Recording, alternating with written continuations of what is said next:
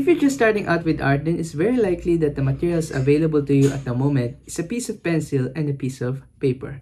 Some people might call it basic, but don't underestimate it just yet, because in this video, I will show you how to make a beautiful artwork using these two materials. Now, I will also be using some other materials that you can add to your pencil and paper so that you can make a beautiful artwork. And in this video, we will be focusing primarily on drawing succulents. I will also be maybe demoing how to draw a face, and this will be done in a semi-realistic style. So we're not gonna go over a lot of details. I will just show you some tips and techniques so that you can bring your idea to a piece of paper. Now, let me just switch the camera so that you can see all the tools that I will be using and how we go about our drawing.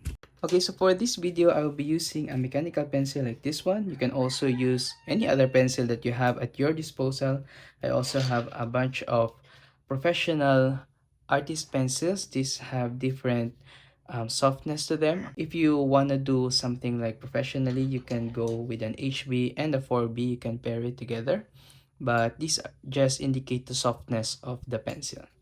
Now, I will also be using a smudging tool like this one. A popular artist that I've been following for a while who uses this tool is Eliza. You can check out her art on Instagram, but because of her works, I found that a smudging tool like this one, or a blending tool, is very useful for making really realistic shading when you are drawing with pencils. I will also be using this one. This is an eraser pencil, okay?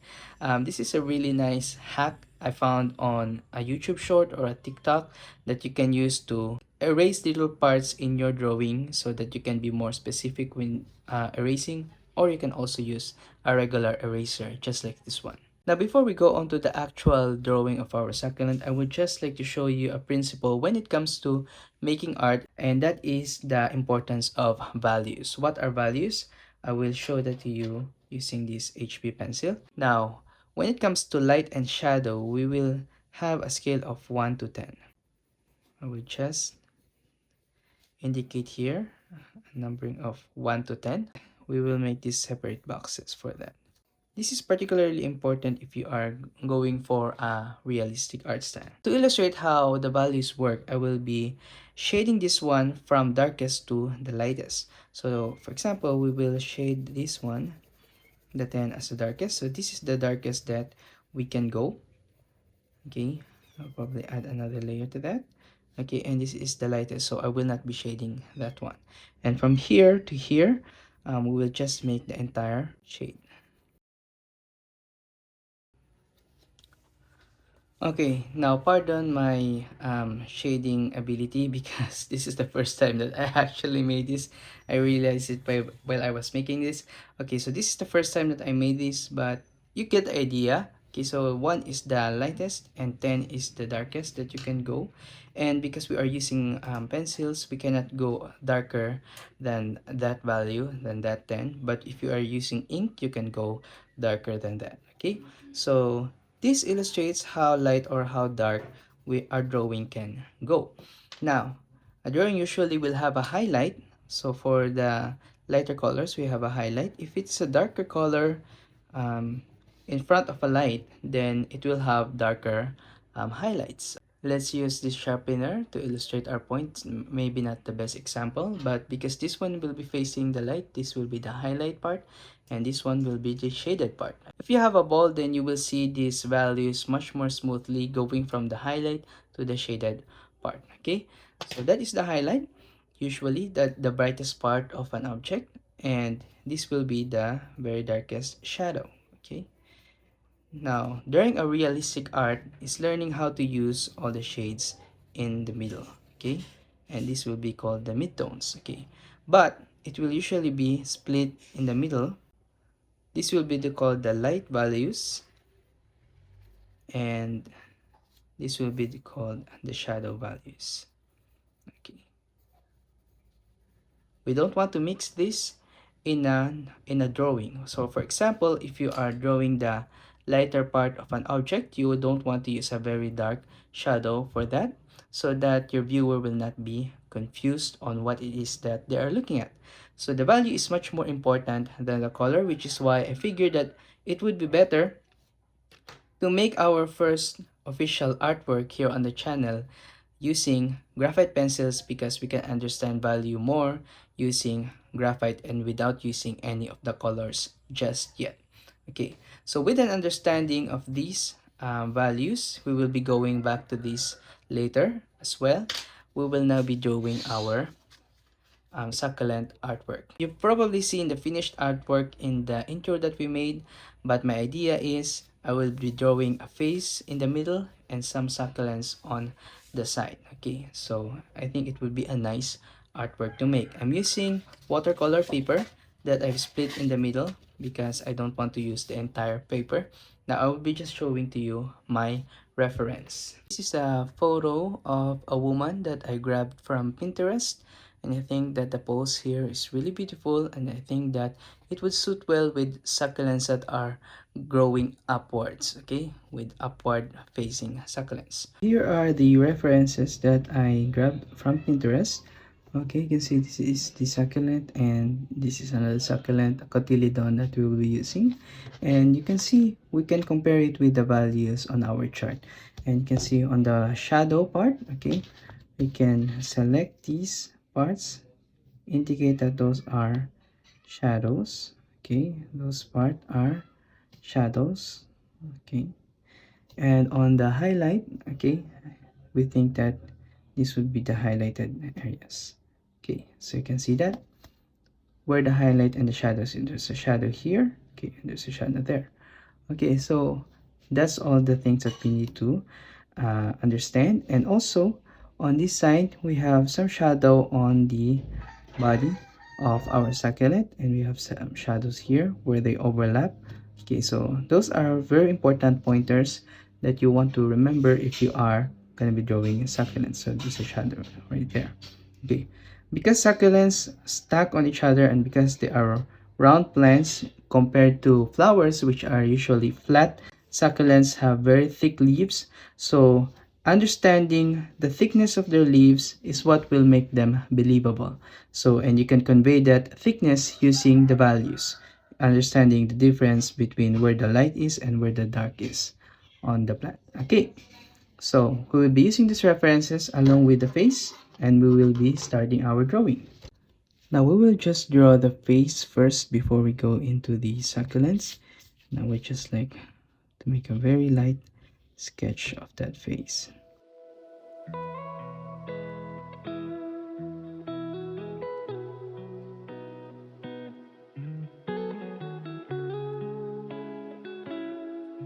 Okay, now we will move on to the hair that we will draw very gesturally. We don't want to draw exactly what is on the reference because we want to make it more artistic. Now succulents are closed plants, okay? They're plants that are shaped in a closed rosette formation. So it will be like drawing a rose, okay? But with the thick petals, because roses have thin petals, but succulents have thick petals. But these are not petals, these are leaves. So we would like to focus on like the basic straight lines first. Where you see those straight lines, okay, it doesn't have to be precise, okay, but you can focus on the overlap that you are making. So right here, and then we will draw a circular form here because it's fat, okay, and another circular form here, and then another circular form here. You would also like to focus on the evenness of the leaves. The leaves usually are smaller in the center and bigger at the outer parts, okay, and then there's a smaller leaf in the middle like that, okay. And then once we go out, we add more dimension to the leaves. So here I can see a leaf going here and then going here, okay, because these are not flat objects, they have depth to them.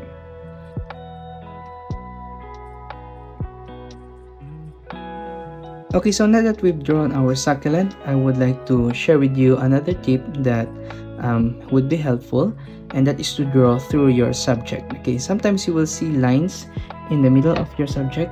Sometimes you won't, but because succulents have such like three-dimensionality to them, we can add these inside uh, edges that will add to the three-dimensionality of the succulent. Now that we're done with that, we will go on to the next succulent that we will be drawing on the side, and that is this cotyledon. I chose this one in particular because this is a different shape, okay, so that we have a different texture on our drawing.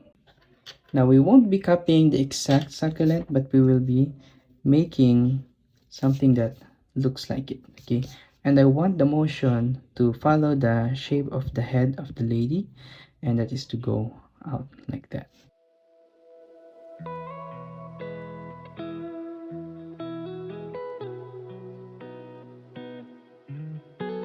Okay, so now we're done with the outline process. Okay, you can see that. Really nice, really pretty.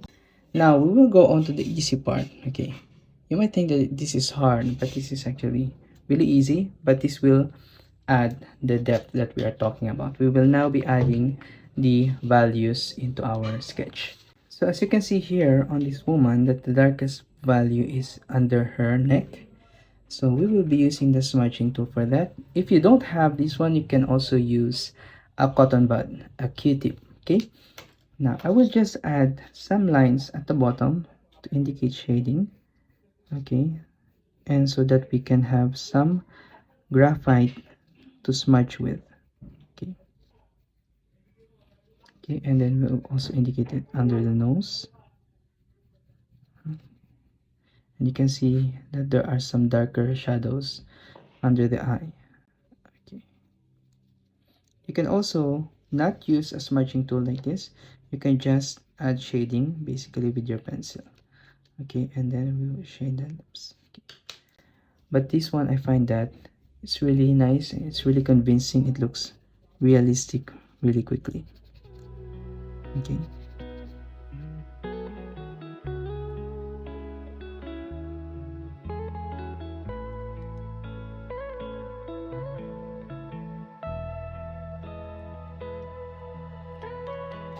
okay, now if you focus your eye some more, you will see that the lightest value are this part and then this part. So at the sides there is some shading that you can do, so that will just add more depth. But this is very light. This is like a lighter value, like on the 2 or on the 3. Okay, just very light.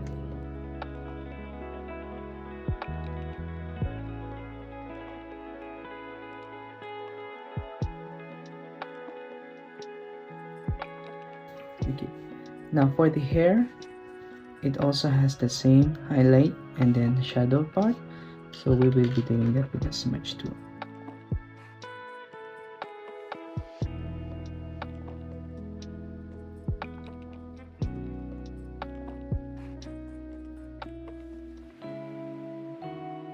Now you can see that the more values we add, okay, in the beginning you probably saw that we don't have a lot of values, but as we added more values, we get a more realistic looking image. So yeah, we have that. Now we will move on with the succulents. This is a technique that you can also do if you don't have a smudging or a blending tool like this one. You can hold your pencil like at the bottom so that you will not press hard on it, and then you will just lightly shade over where you see the values are. Okay.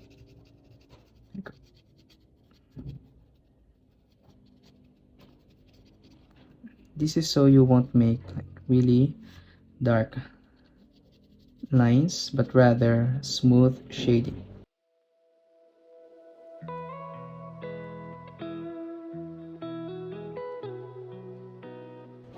Now we can move closer to the tip so that we can add much more darker shadows. Okay.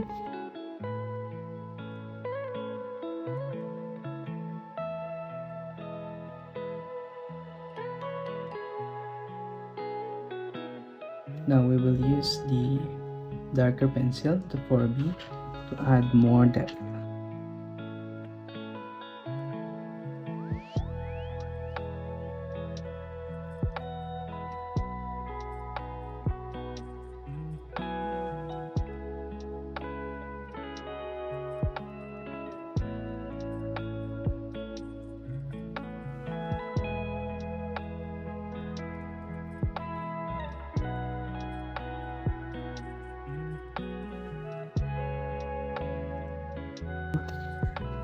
Okay, so as you can see, I've also done the same principle on this succulent. I didn't say anything on that one because our neighbor started playing loud music. But yeah, I just added some last minute dark parts to the tips of the leaves so that we can indicate that this is the same plant. Okay, you can see that it has darker edges on the tips. Okay, so you can see that this is the final artwork that we made, and don't you just love it? Okay, it just looks so beautiful and so convincing. Now you just might want to practice a little more so that you can figure out how to make the shapes, but hopefully you get an idea on how to make this semi-realistic artwork with the techniques that I shared with you. I will be also scanning this artwork and then I will be posting it on my Instagram. You can follow me on Tiomac, that is the name of my Instagram. Okay, and if you really like this video, please make sure to hit the thumbs up if you want us to make more pencil artworks like this one. But yeah, I will also try to show you how to make succulents on different mediums. In the future we will be making watercolor succulents, yeah, and I will be buying more mediums in the future. Okay, so here it is. Here's the final artwork that we did. Okay, isn't that just so beautiful? Okay, so yeah, again, if you really like this artwork, you can hit the thumbs up down below. We will be making more of this, and if you haven't already subscribed, if you're new to the channel, please make sure to hit the subscribe so that you won't miss any of our art videos. But I think that's about it for this video. I will see you on the next one. Bye bye.